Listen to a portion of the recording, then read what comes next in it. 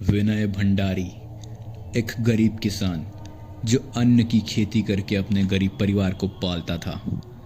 एक रात देर तक खेत में काम कर रहा था, तब उसके कानों में एक अनजान सी आवाज़ पड़ी, ए बेटा, इस गरीब अंधे भिखारी को एक रोटी दे दे।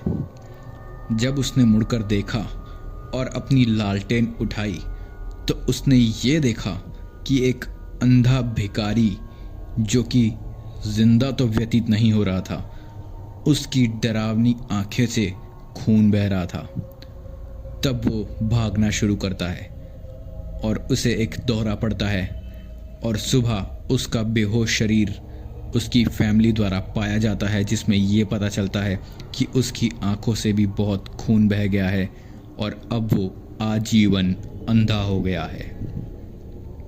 तो दोस्तों, ये घटना किसने की थी? कौन था वो अंधा भिखारी और वो क्या चाहता था?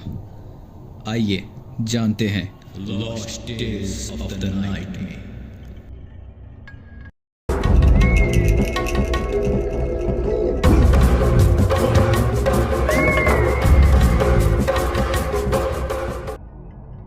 मैं हूं आपका अपना मृत्युंजय, जो आपके लिए ऐसी ही रहस्यमयी, डरावनी, रोमांचक कहानियां लेकर आता है।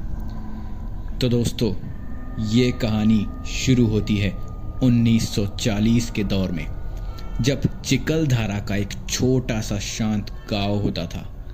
गांव की एक पुरानी कहानी थी।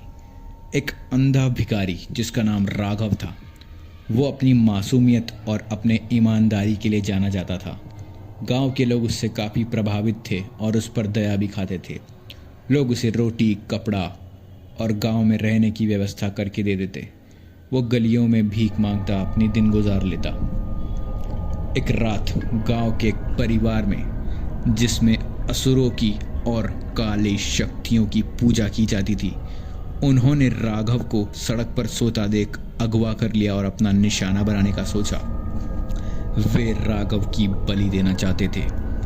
उनके उस काले यज्ञ अनुष्ठान में उन्होंने राघव को अगवा कर उसके हाथ पैर बांध दिए और अनुष्ठान को प्रारंभ कर दिया। पीपल के पेड़ के नीचे यह बड़ा सा अनुष्ठान गांव से, जंगलों से दूर, जहां गांव वाला राघव की चीखें नहीं सुन पा रहा था। उस रात उस अंधे भिखारी ने काफ़ी आंसू बहाए, पर कोई दूर दूर तक सुनने में असफल रहा और उन्होंने राघव की बलि दे दी। और कहते हैं कि उस रात से राघव की आत्मा चिकलधारा के गांव को अब तक डराती है। 14 जुलाई 1985 एक टूरिस्ट कपल राजेश और नैना चिकलधारा के जंगलों में ट्रैकिंग करने का प्लान बनाया था।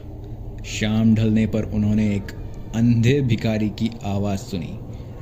वह तो सिर्फ इतना ही कह रहा था कि ए बिटिया, मुझे रोटी दे दे। पर जब उन्होंने उस अंधे भिखारी की मदद करने के लिए उसके पास बढ़े तो उन्होंने ये देखा कि वे किसी भी एंगल से ज़िंदा व्यतीत नहीं हो रहा था और उसकी आंखों से बहुत ज़्यादा खून बह रहा था। ये देखकर राजेश और नैना दोनों ही काफ़ी ज़्यादा डर गए।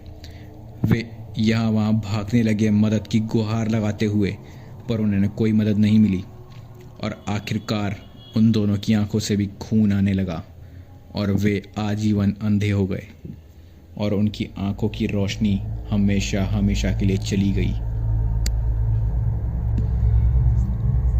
बहुत अजीब बात है कि चिकलधारा के पास की ही एक ऐसी घटना 7 जनवरी 1979 को घटित हुई। चिकलधारा के एक लोकल स्कूल के छात्र रमेश और उसका एक दोस्त राजेश हिम्मत करके रात को उस ही पीपल के पेड़ के पास जाने की शर्त लगाते हैं। ये जवानी का जोश पीना। दोस्तों, शर्त लगाना और इन रहस्यमयी काली ताकतों को छेड़ना, ये सबसे बड़ी गलती होती है। आप मृत्युंजय की बात लिख कर ले लिए। आप मृत्युंजय की बात लिख कर ले लीजिए। क्यों? आप ऐसी ताकतों को चुनौती क्यों दे रहे हैं जिनसे आप लड़ नहीं सकते, जिनसे आप पूरे नहीं पड़ सकते? ये हरकतें आप कभी भी मत कीजिए दोस्तों। खैर, कहानी की ओर बढ़ते हुए उन दोनों ने शर्त तो लगा ली और वो वहाँ पहुँच भी गए। वहाँ पहुँचने के बाद उन्हें कुछ नहीं मिला। तब रमेश ने कहा कि तू तो कहता था कि यहाँ पर बहुत ज़्यादा रहस्यमयी और डरावनी घटनाएं घटती हैं, यहाँ कोई भूत भी रहता है, और ऐसा तो मुझे यहाँ कुछ भी नहीं दिख रहा। इतनी बात करते ही उनको एक आवाज़ सुनाई पड़ी और वो आवाज़ कह रही थी, ए बेटा, मुझे रोटी दे दो। जब उन्होंने देखा कि वो आदमी रोटी मांग रहा है तो जैसे ही उसके पास गए, उन्होंने देखा कि वो किसी भी एंगल से ज़िंदा व्यतीत नहीं हो रहा था, और आप तो जानते ही हैं उसकी आंखों से खून बह रहा था। यह देखकर वे बहुत ज़्यादा घबरा गए और यहाँ वहाँ भागने लगे। यहाँ वहाँ भागते हुए गिर पड़े, और सुबह जब उनका बेहोश शरीर आसपास के गांव वालों ने पाया तो यह पाया कि उनकी आंखें भी हमेशा हमेशा के लिए जा चुकी हैं और वे आजीवन अंधे हो चुके हैं। आज भी चिकलदरा के लोग रात के समय उस पीपल के पेड़ के पास जाने से डरते हैं। कहते हैं कि राघव की आत्मा आज भी इंसाफ की तलाश में भटकती है। उसकी आत्मा उसे बदला लेना चाहती है जिसने उसकी बलि चढ़ाई थी। जब आप भी चिकलदरा जाए, याद रखें कि कोई आपकी आंखों की रोशनी भी छीन सकता है और आपकी एक गलती आपको जिंदगी भर के लिए अंधेरे में लेकर जा सकती है। क्या आप भी चिकलदरा की उस सर्द भरी हवा में उस भिखारी की आवाज़ सुनने की हिम्मत रखते हैं? मुझे